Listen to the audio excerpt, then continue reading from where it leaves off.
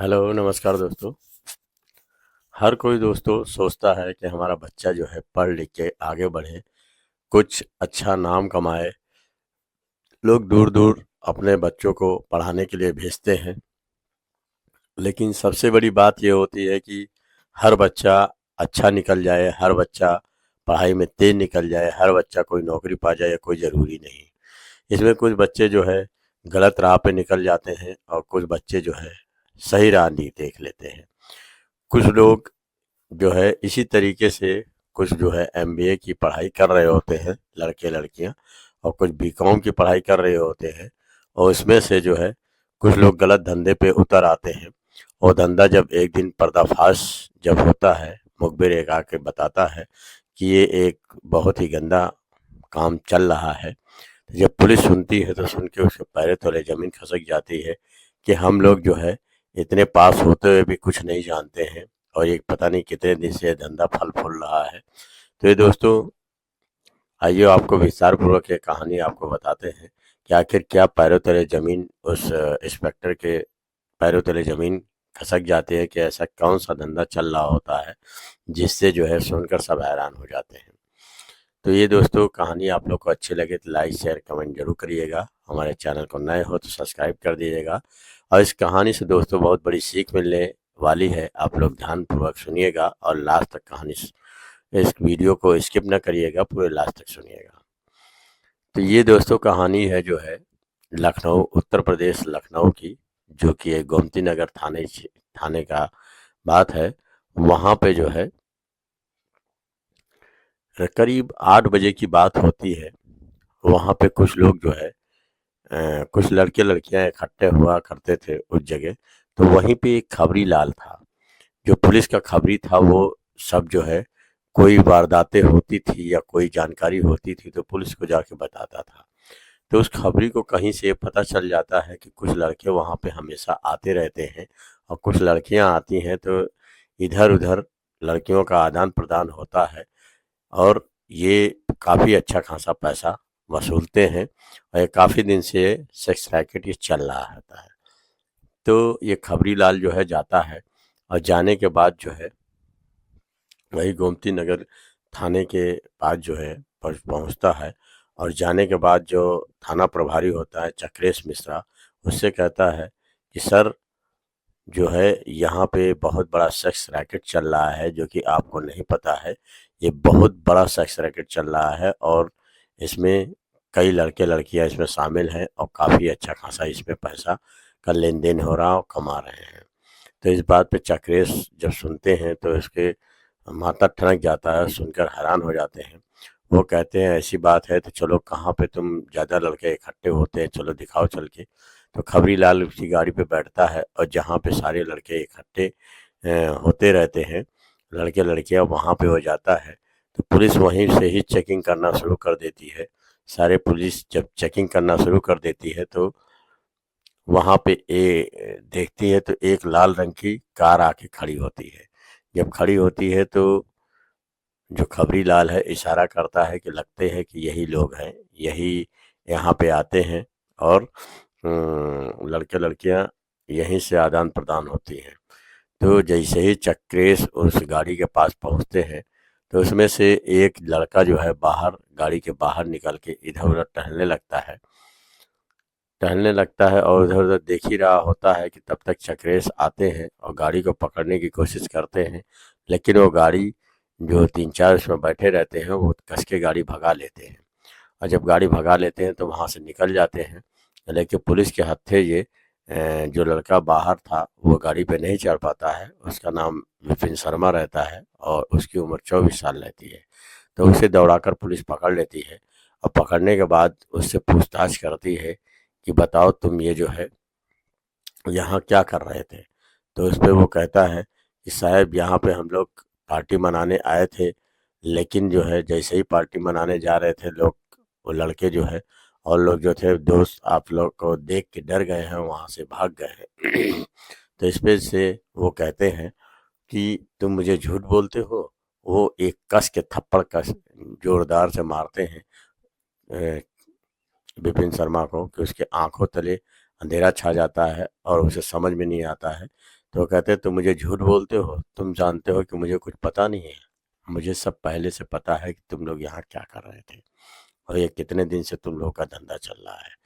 तो उसको पता हो जाता है, विपिन शर्मा को लगता है ये सारी बात जानते हैं तभी हमसे पूछ रहे हैं। तो एकाएक वो दो लड़कों के नाम और बता देते हैं, जिसे 3 लड़के होते हैं, एक का नाम अंकित होता है, एक का नाम अतुल होता है, एक का नाम गोलू होता है। तो अंकित और अतुल जो है वो प्राइवेट काम कर रहे होते हैं और गोलू जो कि बीकॉम की पढ़ाई कर रहा होता है। ये विपिन शर्मा के साथ जो है गोलू पढ़ाई करता है और पढ़ाई करने के साथ साथ जो है इस काम में उतरा है। तो ये पुलिस जब जाके जो है दबिश देती है तो ये तीनों को पकड़ लेती है और जब तीनों को पकड़ लेती है तो पकड़ के थाने पे लाती है और लाने के बाद पूछती है कि बताओ ये सब धंधा तुम कितने दिन से कर रहे हो।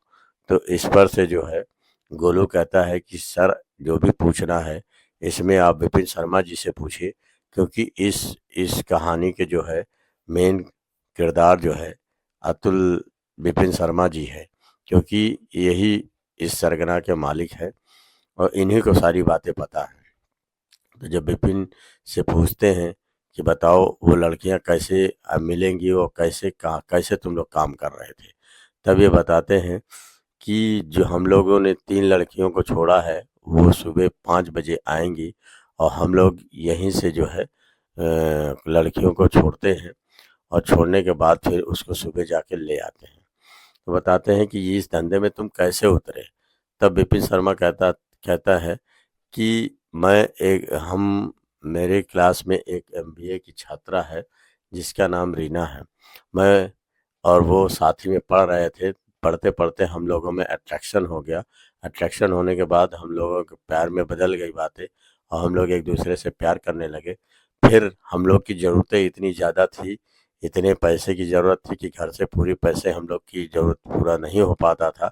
हम लोग जो है कुछ पैसे की चाहत ज़्यादा हुई तो हम लोगों ने एक प्लान किया कि क्यों ना हम लोग एक देव धंधे में उतर आते हैं, जिससे काफ़ी पैसे मिलेंगे और हम लोग के जितने भी काम हैं वो सब पूरे हो जाया करेंगे।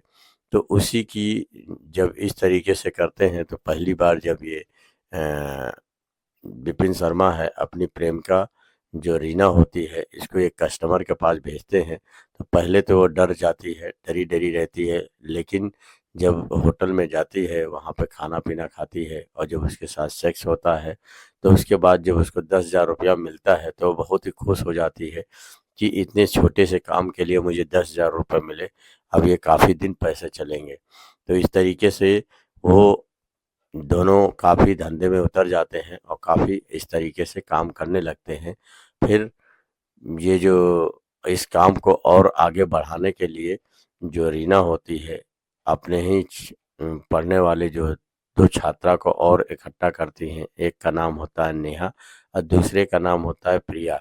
ये दोनों जो है उनको भी अपने सेक्स रैकेट में घसीटती हैं और कहती हैं कि देखो तुम लोग अगर इस सेक्स रैकेट में आओगे तो तुम लोग के भी जो भी पैसे की कमी होगी इससे पूरी हो जाएगी। वो दर असल बात दोनों लड़कियां जो है वेस्ट बंगाल की होती हैं। वेस्ट बंगाल हावड़ा ब्रिज के पास रहती हैं, वहीं से आकर ये लोग बीकॉम की पढ़ाई कर रही होती हैं। लेकिन इन लोगों के पास भी पैसे की ज़्यादा व्यवस्था नहीं रहती है, तो पैसे की चाहत में इन लोग भी धंधे में उतरने के लिए तैयार हो जाती हैं। फिर जब भी किसी ग्राहक को किसी चीज़ की ज़रूरत पड़ती, किसी लड़की की ज़रूरत पड़ती थी, तो एक वेबसाइट ये विपिन शर्मा बना रखा था कि कॉलगर्ल.com के नाम से जब भी कोई इसके पास फ़ोन करता था तो एक कस्टमर से ये 10,000 की डिमांड करता था और 10,000 जब इसको मिल जाते थे तो लड़कियां उसके यहाँ पहुंचा देता था।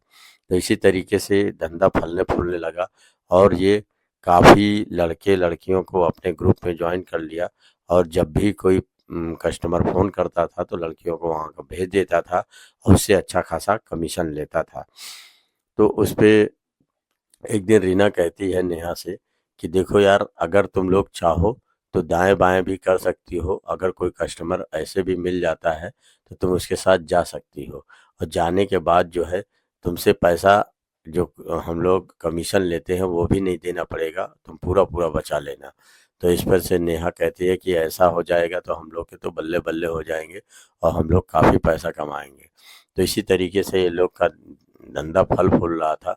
लेकिन पुलिस को जो है खबरी लाल को बात पता हो जाती है, और जब पता हो जाती है तो पुलिस को जाके इन्फॉर्म कर देता है और इन लोगों का सारा भांडा फूट जाता है। जब भांडा भांडा फूट जाता है तो पुलिस जो है इन तीनों को पकड़ के जो है और लड़कों को पकड़ कर जेल पहुंचा देती है और इन लोगों को सलाखों के पीछे डाल देती है। मुकदमा चलता है और इनको जो है सजा हो जाती है। तो इस तरीके से दोस्तों